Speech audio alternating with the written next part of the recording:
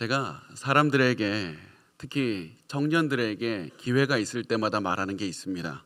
그게 뭐냐면 절대 피해의식 가져서는 안 된다. 피해의식은 너희가 가질 수 있는 최악의 것이다. 피해의식을 가지면 절대 안 된다. 피해의식은 너희 삶에 많은 어려움이 오고 많은 다른 사람들보다 너가 더 많은 고난을 당할 수도 있다. 그럴 수 있다. 그렇다 할지라도 절대 피해의식 가져서는 안 된다.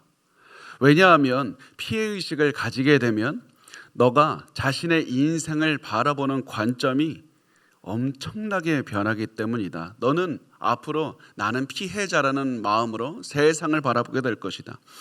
나는 인생의 피해자라는 마음인 자기 자신에게 할 수 있는 최악의 고문인 겁니다. 이런 마음을 갖게 됩니다. 왜 나에게만 이런 일이 벌어질까? 왜 항상 나에게만 세상은 불공평할까? 왜 지금까지 있었던 일들, 내가 지금까지 하나도 벗어나지를 못했는데 또 이런 문제가 오니까 나 도대체 벗어나지를 못할 것이다. 극복하지 못할 것이다. 이것이 자신의 인생이 피해자라는 마음으로 가득 찬 피해의식을 가진 사람들이 하는 생각이고, 이런 마음을 가지고 있으면 절망하는 것밖에 없습니다.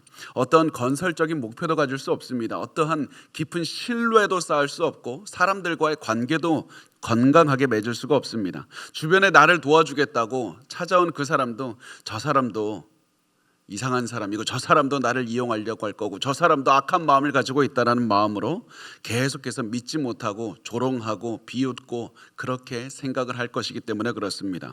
그래서 피해의식을 가지고 있으면 세상에서 고립되어 살게 됩니다. 세상에서 온갖 고난을 당하면서도 고립되어 살게 되고, 그리고 당연히 하나님과도 올바른 관계를 절대 맺지 못합니다. 하나님께서 나를 인도하시고 하나님께서 날 돌보신다는 마음이 있어야 하나님과의 관계를 맺는데, 세상이 나에게 왜 이렇게 고난만 줄까? 이런 피해의식을 가지고 있어서는 어떻게 하나님과 관계를 맺을 수가 있겠습니까? 세상을 빗두루 보게 되고 굉장히 잘못된 삶을 살게 되는 겁니다. 여러분 혹시 여러분 스스로에게 한번 질문해 봤으면 좋겠습니다. 여러분은 피해의식을 가지고 있지는 않습니까? 이거 사실 누군가에게, 남편이나 아내에게도 솔직하게 말하기가 껄끄러운 질문입니다. 그렇지만 여러분은 스스로 알 수 있지 않습니까? 나 피해의식 있지 않나? 나 상처로 인해서 피해의식 갖고 있지 않나? 그래서 내가 세상을 보는 관점이 냉소적이진 않는가? 내가 이런 마음 때문에 하나님과의 관계가 악한 영향을 받고 있고 사람들과 올바른 관계를 맺지 않고 있고 그렇게 살고 있지 않는가? 사실 이 질문을 제가 젊었을 때, 제가 지금도 굉장히 젊은데 더 젊었을 때, 오해하지 마십시오. 더 젊었을 때 했다면 제가 인정했을 겁니다. 저도 굉장히 피해의식보다는 굉장히 냉소적인 사람이었고 염세적이고, 그렇게 하나님께서 그런 사람을 들어서 목회자로 쓰신다는 게 저는 지금도 생각해도 놀랍습니다. 그런데 저도 세상에 대해서 굉장히 냉소적으로 바라봤던 사람이었습니다. 그래서 제가 그런 마음을 가졌을 때 세상을 얼마나 스스로도 괴롭게 살아가는지 잘 알고 있습니다. 그런 마음을 가지고 있으면 자기 마음이 평안해서 너무 즐거운 것이 아니라 괴롭고 아프고 힘든 겁니다.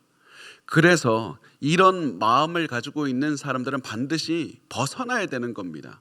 냉소적인 그런 눈을 버리고 모든 것을 포용하는 눈으로 바꿔야만 되는 겁니다. 그런데 이렇게 말을 하면 많은 분들이 사실은 마음속으로 이렇게 질문할 겁니다. 그거 어떻게 하는 건데요? 나라고 이렇게 편하겠습니까? 나라고 이렇게 편해서 이 마음 갖고 있겠습니까? 내 마음의 상처가 나도 모르게 너무 쌓이다 보니까 나도 모르게 피해의식 갖게 되고 나도 모르게 이게 조롱하면서 냉소적으로 염세적으로 살아가고 있는 것 아닙니까?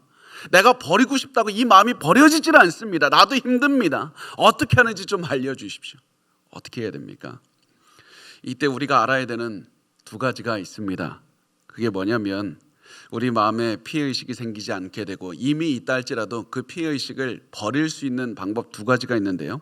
첫 번째가 무엇이냐면 하나님께서 주신 삶의 목표를 가지고 살아가는 겁니다. 하나님이 주신 삶의 목표를 가지고 삽니다. 다시 말해서 내가 왜 인생을 살아가는가? 내가 오늘 하루 왜 살아가는가? 내가 무슨 목표를 위해 살아가는가? 내가 오늘 삶에서 이루고자 하는 목적이 무엇인가? 단순히 돈 벌기 위해서, 단순히 그냥 살아야 되니까 의미 없이 내가 그냥 살아가는 것이 아니라 하나님 안에서 무엇을 이룰 것인가, 그거를 알아야 됩니다. 그런데 이 말을 하면 반드시 여기에 한 10명 중에 9명은 그 질문합니다. 그게 뭔데요, 목사님? 내가 뭐 해야 돼요? 목사님, 제가 하나님께서 나에게 무엇을 해야 되는지 알려주시면 그 목적을 위해 살겠는데 나 모르겠습니다. 내가 건축을 해야 됩니까? 뭐 회사를 다녀야 됩니까? 내가 이 시간에 갑자기 무슨 새로운 일을 해야 됩니까? 여러분, 근데 목표를 찾는 거 결코 어렵지 않습니다. 하나님께서 이미 성경을 통해서 드러내신 그것만 하면 됩니다. 그게 뭡니까? 하나님께 영광 돌리는 게 우리의 삶의 목적이면 됩니다. 하나님께서 전도하라고, 하나님께서 복음 전하라고 하신 게 너무 명백하게 나와 있지 않습니까? 그거 하면 되는 겁니다. 내가 무슨 직장에서 무엇을 하면서 어디에서 살든지 하나님 예수 그리스도의 복음 전하는 일을 내가 오늘 어떻게 하면 됩니까? 그것을 생각하고 살아내면 됩니다.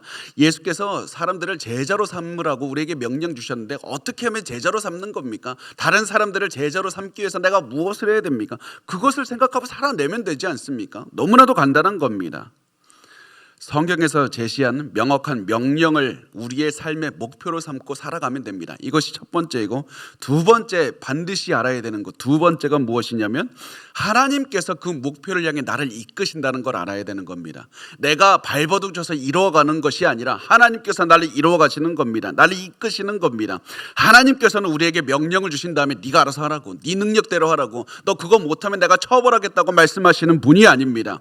하나님께서 명령을 주시면 그 명령을 이룰 수 있는 힘도 주시는 분입니다. 왜냐하면 하나님의 능력이 아니고서 우리의 능력만으로는 반드시 그 명령 실패할 것이기 때문에 그렇습니다. 우리는 우리의 능력으로 하나님께서 주신 목적을 절대 이룰 수 없습니다.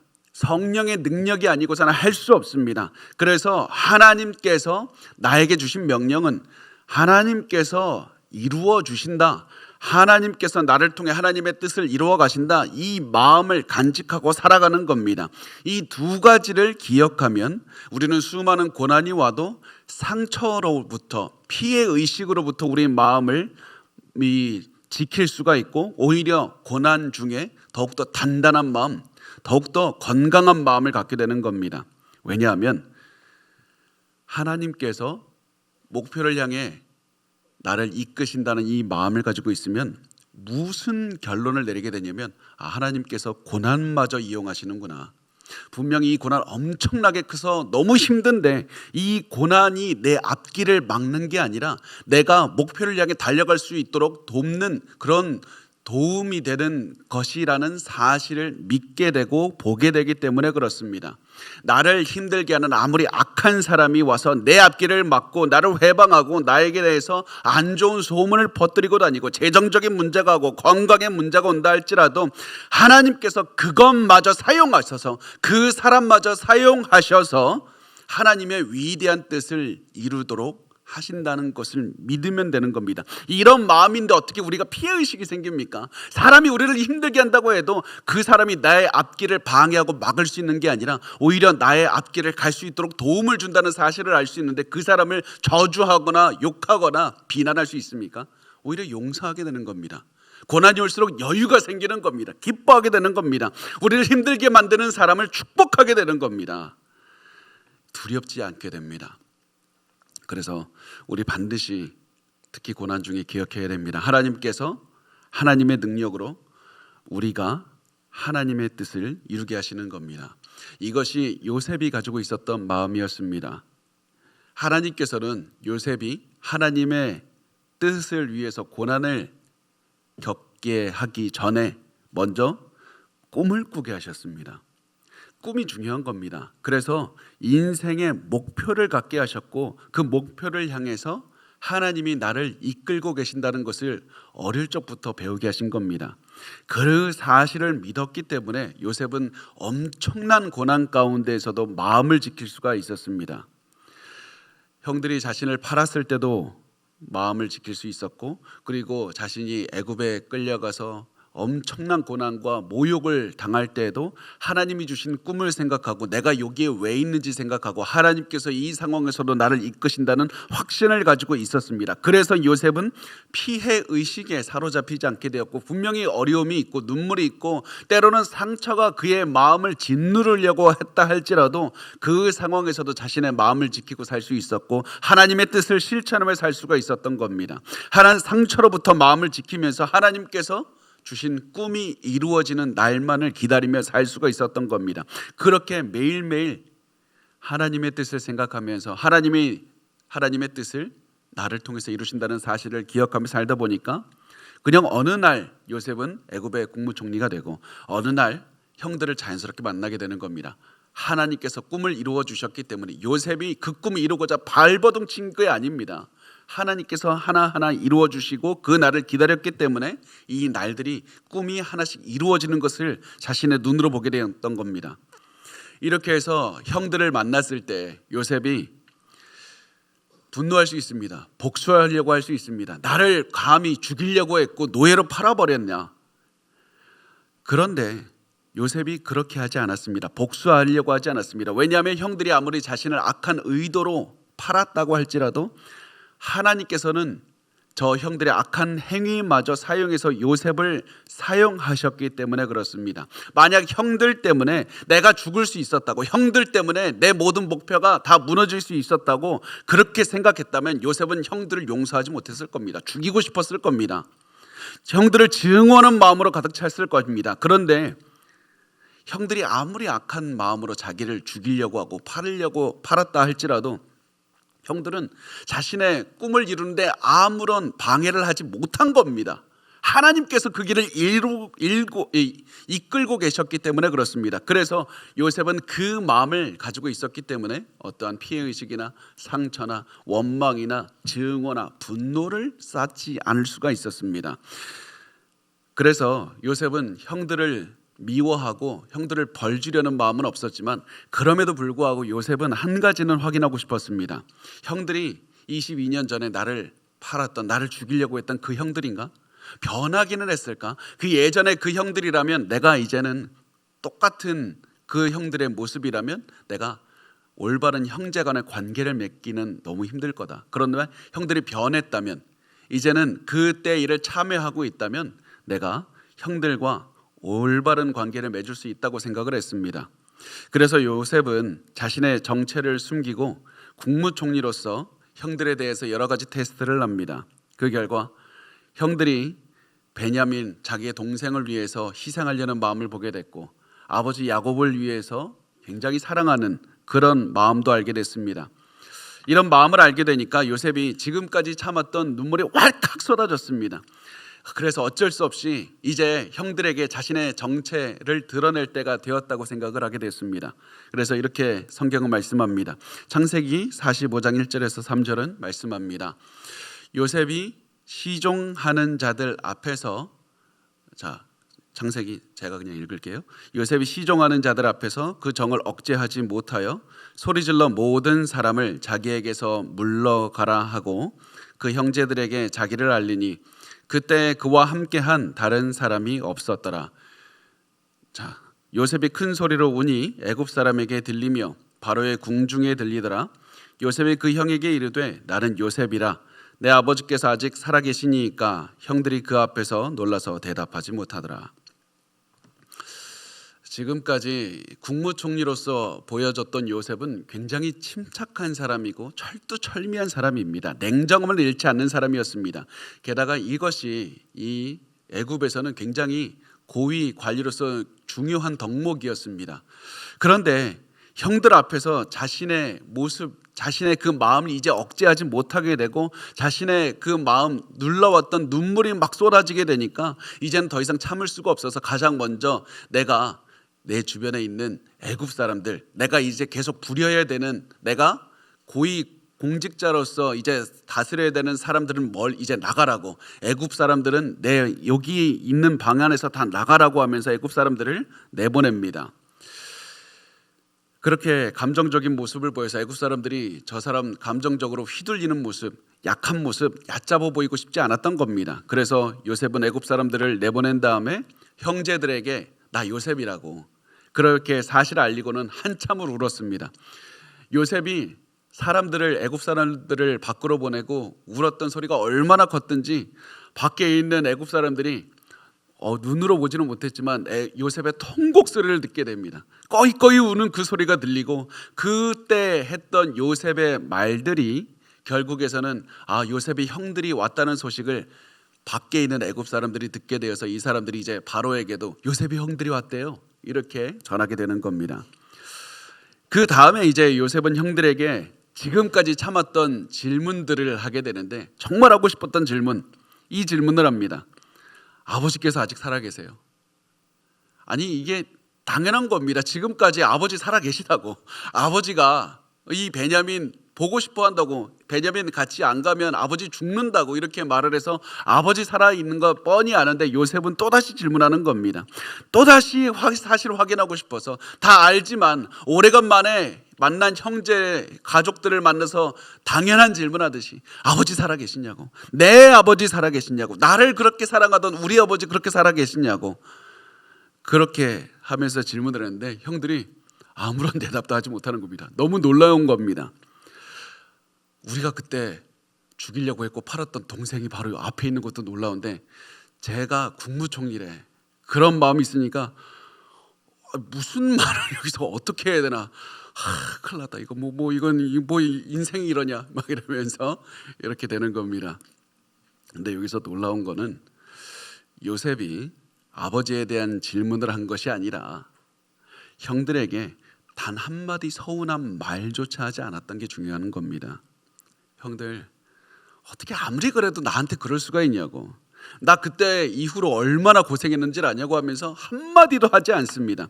왜냐하면 요셉의 마음에는 형들이 나에게 했다는 것이 아니라 하나님이 이끄셨다는 마음이 가득 차 있었기 때문에 그렇습니다. 아까 말씀드렸듯이 아무리 형들이 악한 행동을 했어도 하나님은 당신들의 그런 행동까지 사용해서 선을 이루시는 분이고 당신들의 그런 행동이 있었기 때문에 하나님께서는 그것조차 사용하셔서 나를 애굽으로 팔게 하시고 애굽에서 국무총리가 되게 하신 겁니다. 당신들은 나를 방해하는 사람들이 아니라 나를 도와주는 사람들인 겁니다. 이런 마음이 있었던 겁니다. 하나님께서 주신 목표를 당신들을 통해서 이루셨습니다. 그래서 요셉은 형들에게 서운한 마음을 가질 필요도 없었던 겁니다. 그래서 여러분이 이런 마음으로 여러분의 가족들, 여러분을 힘들게 했던 그 사람들 한번 생각해 보십시오. 여러분들을 힘들게 했던 그 사람들이 없었더라면 이 자리에서 더욱더 담대한 마음, 단단한 마음을 가지고 우리가 담대하게 하나님 바라볼 수 있었겠습니까? 고난이 있었기 때문에 오늘 이 자리가 있는 것 아닙니까?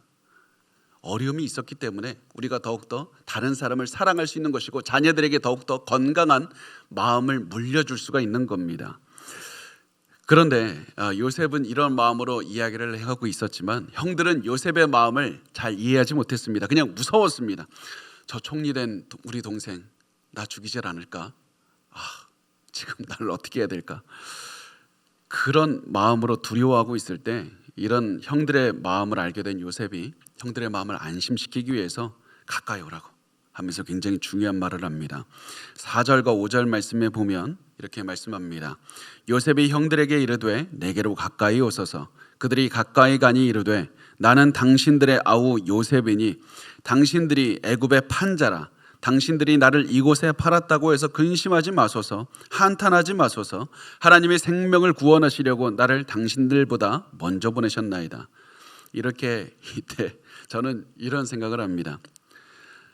나는 당신들의 아우 요셉이니 그때 형들이 당신들이 애굽에서 판자라. 당신들이 나를 이곳에 팔았다고 근심하지 마소서. 당신들 두려워할 필요가 없습니다. 하나님이 생명을 구원하시려고 당신들보다 나를 먼저 보내셨기 때문입니다. 하나님이 나의 인생을 이끌어 오셨기 때문에 형님들은 두려워하거나 자책할 필요가 없습니다. 아무리 형님들이 나를 죽이려고 하고 노예로 팔았다 할지라도 하나님께서 내 인생을 이끄셨습니다. 내가 고난당하는 것은, 잘 들으십시오, 내가 고난당하는 것은 당신들의 그런 더러운 악한 계획 때문에 내가 고난당한 게 아니라 하나님께서 내 인생을 이끌고 계셨기 때문에 고난을 통과하게 하신 겁니다. 당신들의 악한 그런 생각이 내 인생을 좌지우지할 수 있었던 것이 아니라 하나님께서 그 고난을 사용하셔서 나를 단단하게 하시고 꿈을 이루고 계셨던 겁니다. 나는 하나님의 위대한 뜻이 있었기 때문에 이 고난을 통과하게 된 것이지 당신들의 인생에 당신들의 악한 계획의 피해자가 아닙니다. 난 피해자가 되기를 거부합니다. 하나님의 뜻 안에서 난 걸어가고 있습니다. 이게 요셉이 가지고 있었던 강점이었고 요셉이 국무총리에 이르러서도 마음을 지킬 수 있었던 방법이었습니다. 그러므로 요셉이 말하는 게 뭡니까? 난 당신들 용서합니다. 난 당신들에게 서운함만 갖지 않습니다. 난 당신을 다 용서했으니 여러분 두려워하지 마십시오. 여러분 이 마음 가져야 되지 않겠습니까? 하나님이 내 인생 이끄시고 고난도 사용하셔서 우리를 향한 하나님의 선한 뜻을 이끄신다. 이 마음을 가지셔야 됩니다. 나는 그 누구의 피해자도 되지 않겠다. 이런 담대한 마음을 가지십시오. 힘들 때 나는 피해자가 되지 않으리라. 하나님의 뜻에 따라 나는 올라가리라. 이런 마음으로 계속 되뇌이셔야만 됩니다.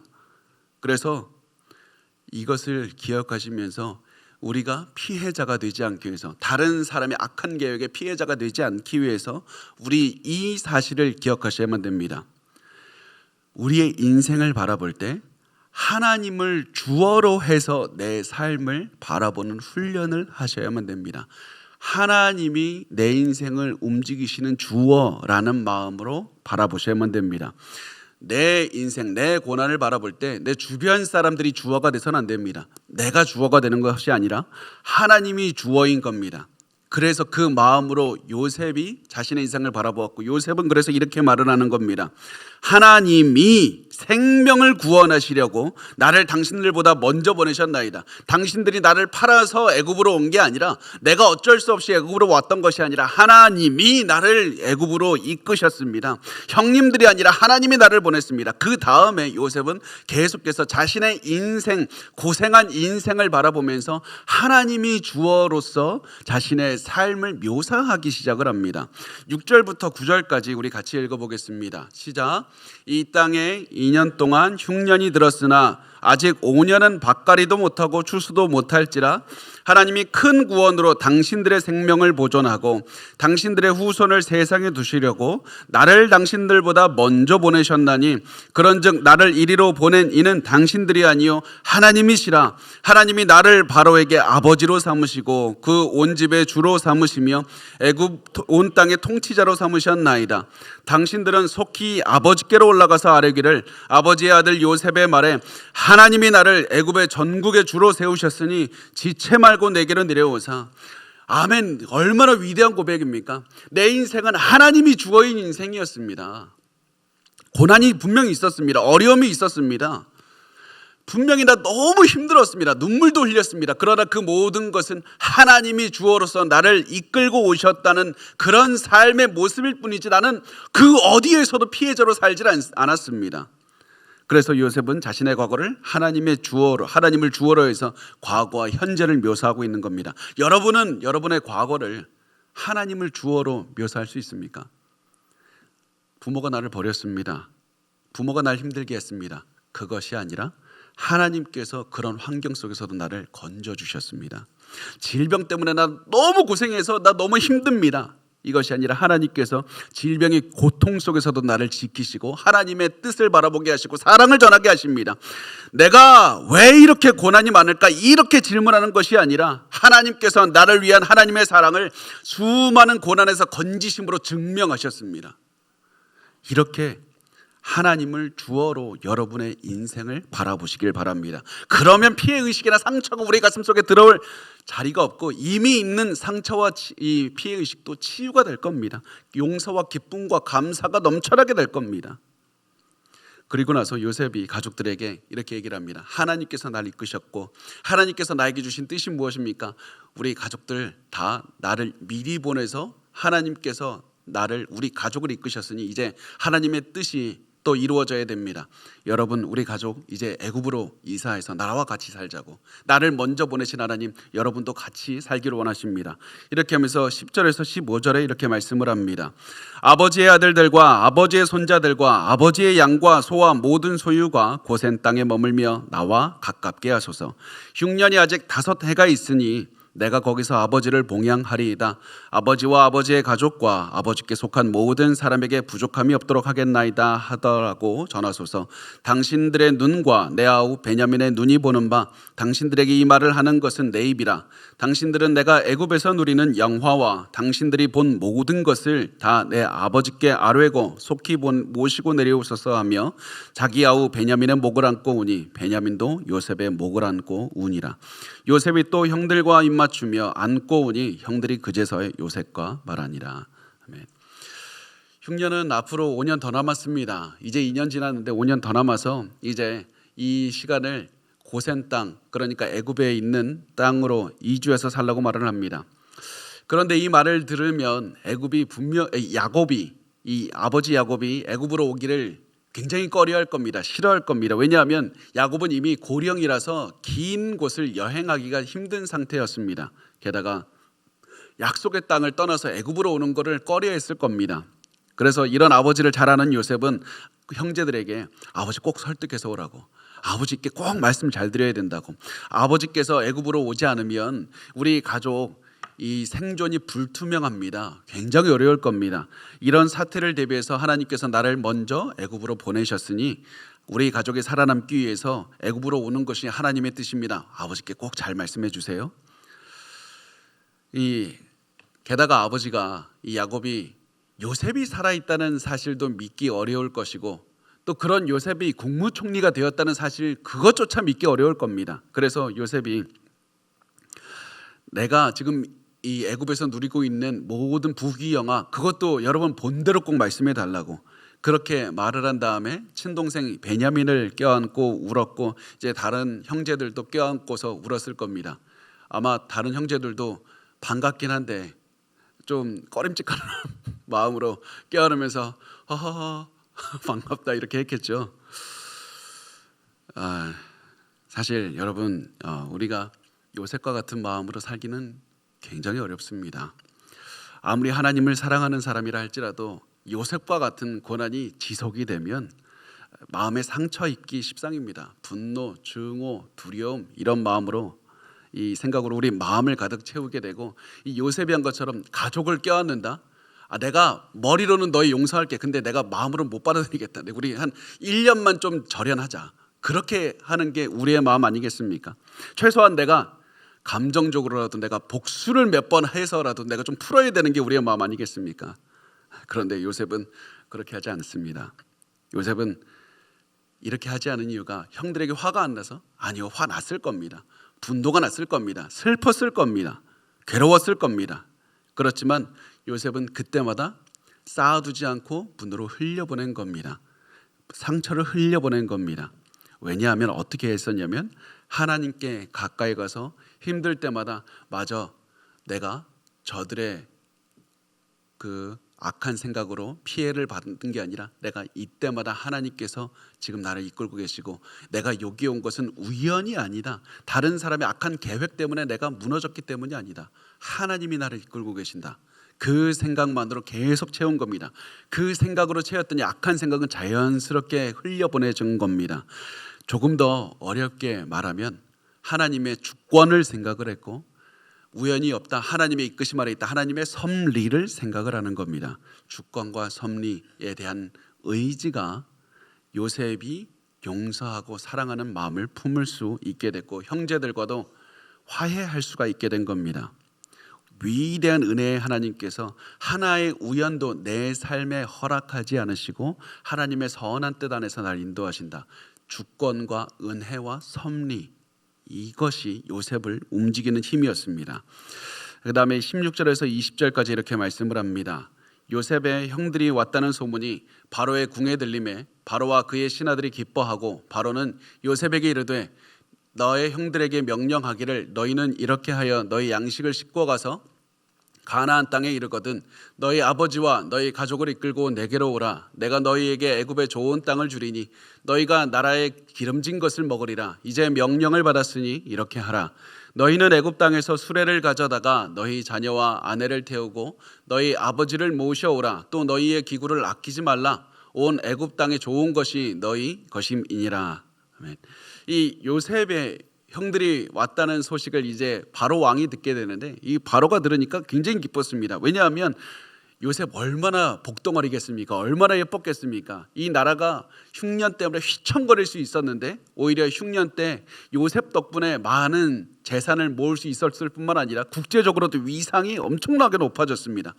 요셉은 바로에게 있어서 은인이었습니다. 그래서 내가 저 은인에게 내가 무슨 빚이라도 갚고 싶은데, 내가 무엇이라도 해주고 싶은데, 그런데 마침 요셉이 형들과 재회했다는 소식을 들으니까 바로가 잘됐다, 내가 요셉의 가족들을 위해서 무엇이라도 해야 되겠다, 그런 마음으로 굉장히 큰 거, 우리가 쉽게 지나가지만 바로가 한 것 중에 굉장히 중요한 것이 요셉의 가족들이 애굽으로 올 때 내가 수레 제공할게.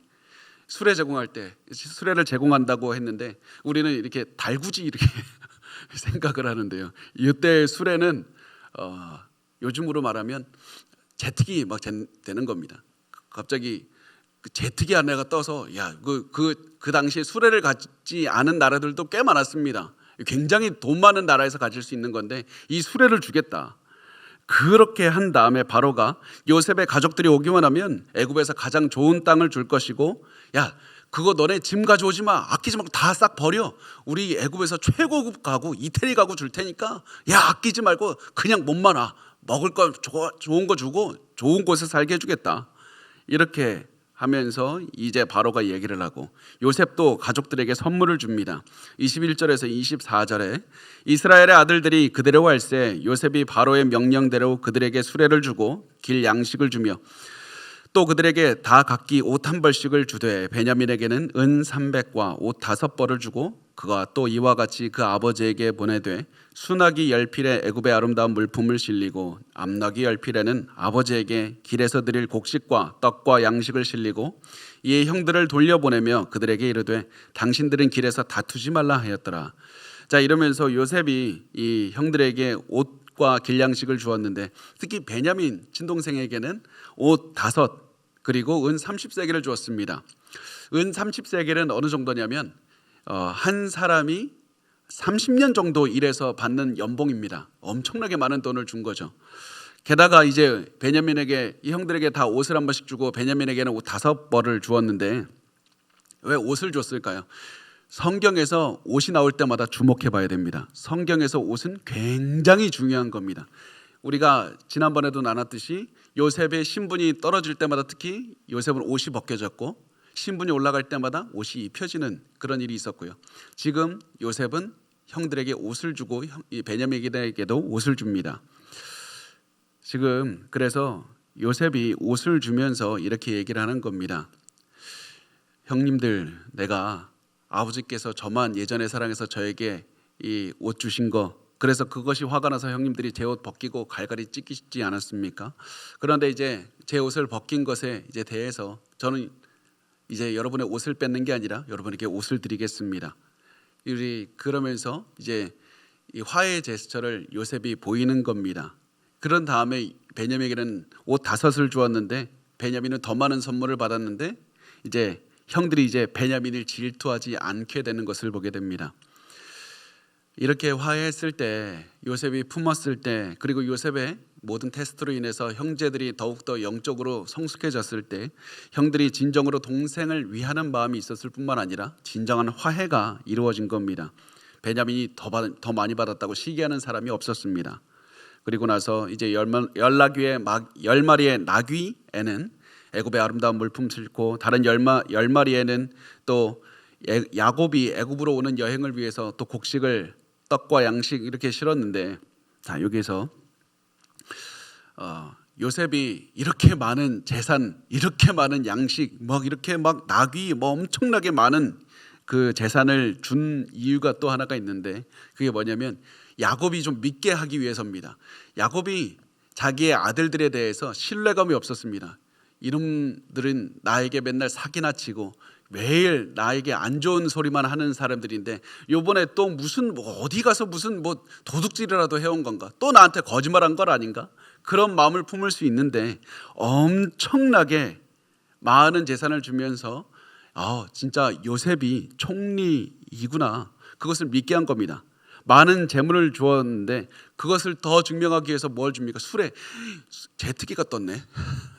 쟤네가 아무리 이렇게 거짓말해도 제트기를 어떻게 뜨게 했는가. 그래서 정말 우리 아들이 국무총리가 된 게 맞구나, 그것을 알게 되고, 그렇게 해서 재물을 주어서 걸어가는데 요셉이 굉장히 의미 있는 말을 합니다. 그게 뭐냐면, 당신들은 길에서 다투지 말라. 왜 갑자기 다투지 말라고 합니까? 분위기 너무 좋은데, 분위기 정말 좋은데 왜 다투지 말라고 하는지 이해가 당장에는 잘 안 가는데 요셉은 굉장히 적절한 말을 한 겁니다. 왜냐하면 가장 먼저 생각할 수 있는 이유가 뭐냐면, 처음에 지금 요셉 앞이라서 다들 이게 등에 식은땀 흘리면서 겉으로는 웃고 있는데, 돌아가다가 베냐민 너 많이 받으니까 좋냐? 그러면서 이제 베냐민을 시기할 수 있죠. 역시 팔은 안으로 굽는다고 지 동생만 챙기는구만, 막 이러면서 또 이렇게 사이가 갈라질 수도 있었습니다. 그런데 그것보다 더 큰 형제들이 처한 문제가 있는데 뭐냐면, 이제 형제들이 가서 아버지에게 자초지종을 설명해야 되는 게 문제가 생긴 겁니다.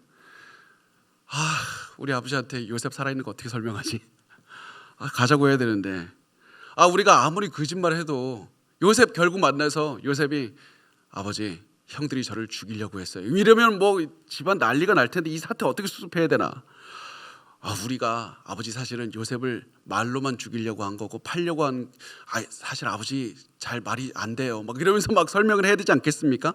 그렇게 설명을 하려다 보니까 앞길이 막막한 겁니다. 그러다 보니까 어떻게 되겠습니까? 야, 네가 설명해. 야, 네가 해. 막 이러면서, 내가 팔자고 했어? 형이 죽이자고 했잖아.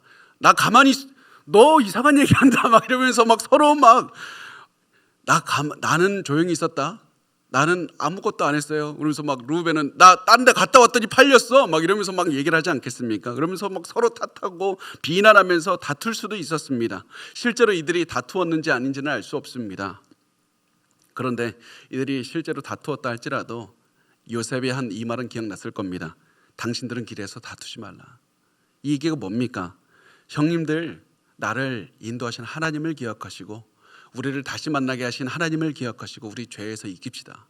우리 다툼에서 하지 맙시다. 하나님의 인도하심을 기억하고 우리 있는 그대로 정직하게 살아갑시다. 우리 절대 죄가 형님들의 삶에서 승리하게 내버려 두면 안 됩니다. 길에서 절대 다투지 마십시오.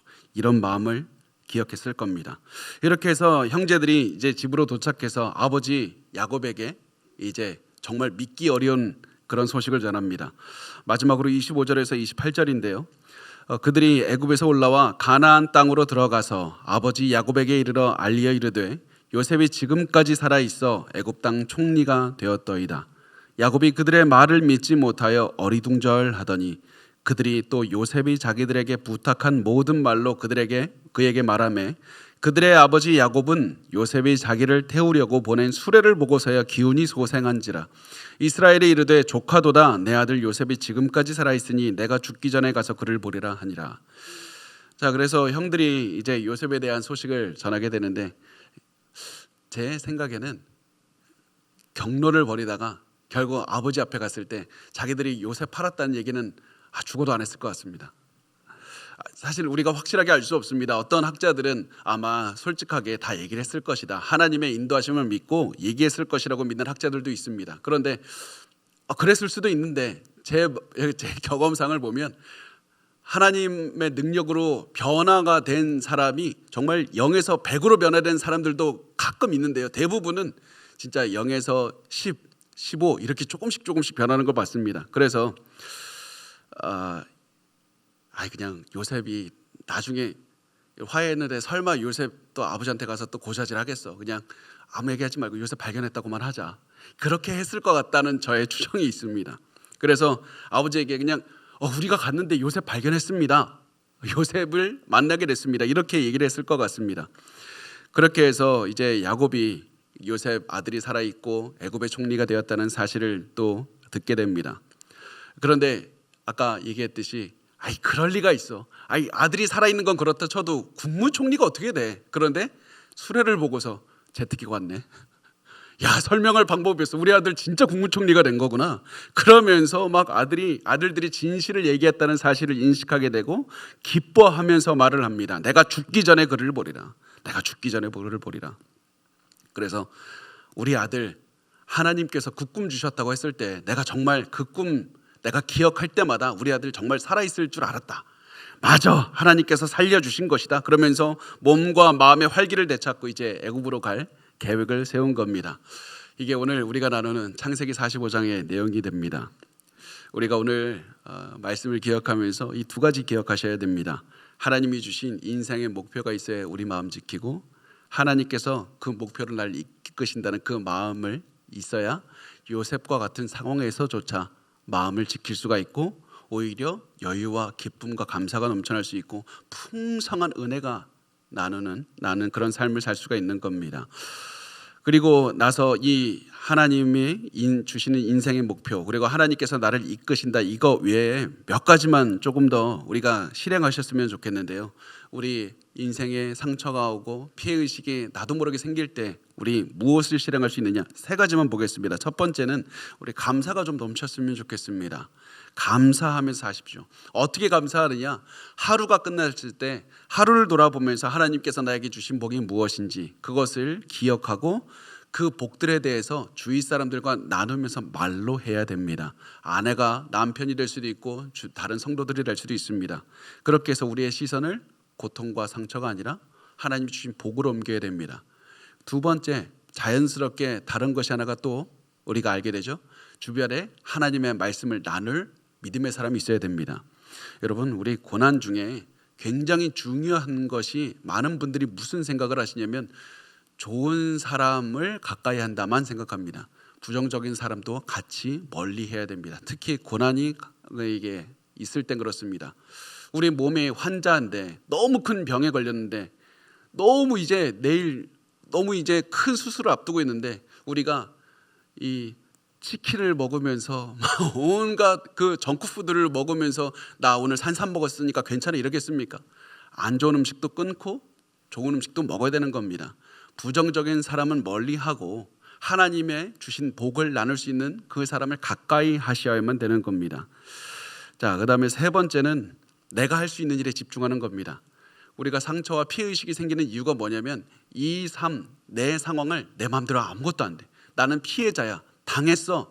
나는 아무것도 못해. 그런 상황에 놓여져 있을 때 중요한 것은 내가 피해자가 아니라 하나님 나에게 주신 상황, 내가 아무리 작은 것이라도 내가 집중해서 내가 하나씩 읽어 나가겠습니다. 나를 통해서 능력을 주셔서 나를 통해서 이루어 주십시오. 그러면서 내가 할 수 있는 것 하나씩 해결하면서 가면 되는 겁니다. 주어진 삶은 그렇게 하나씩 실천하면 되는 겁니다. 그렇게 살면 우리가 피해의식과 상처로부터 우리 마음을 지킬 수 있을 뿐만 아니라 고난 중에 성숙하고 사랑하고 용서하는 여유를 누릴 수가 있게 되는 겁니다. 끝날 줄 알았죠. 자, 마지막 루마니아에 한 동물원이 있는데요. 아주 작은 우리에 갇혀서 정말 큰 곰이 아주 작은 동그란 우리에 갇혀서 20년이라는 세월을 보낸 이나라는 곰이 실제로 있습니다. 이 곰을 사람들이 구출을 해주었습니다. 그런데 이제 구출한 다음에 풀어준 겁니다. 마음껏 숲속을 이제 다니라. 이제 자유다.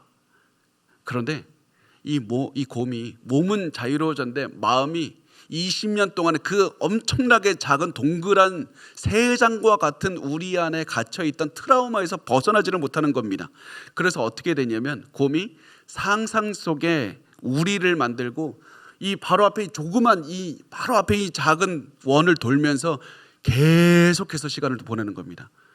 나무 앞에 자그마한 원을 만들고 거기만 계속 맴도는 겁니다. 왜냐하면 그 작은 우리가 주었던 트라우마에서 벗어나지 못하고 있었기 때문에 그렇습니다. 여러분, 우리가 지금 이런 모습 아닙니까? 우리 지금 상처와 아픔, 그럼 트라우마, 피해 의식에 사로잡혀서 우리 딴 데 넓은 세상 하나님께서 주셨는데 우리 계속 앞마당에 있는 작은 원을 그리면서 계속 하나님 힘들어요. 고달프고 너무 가슴이 아프다고 하고 살고 있지 않습니까? 여러분 반드시 기억하십시오. 요셉은 그 삶을 거부했습니다.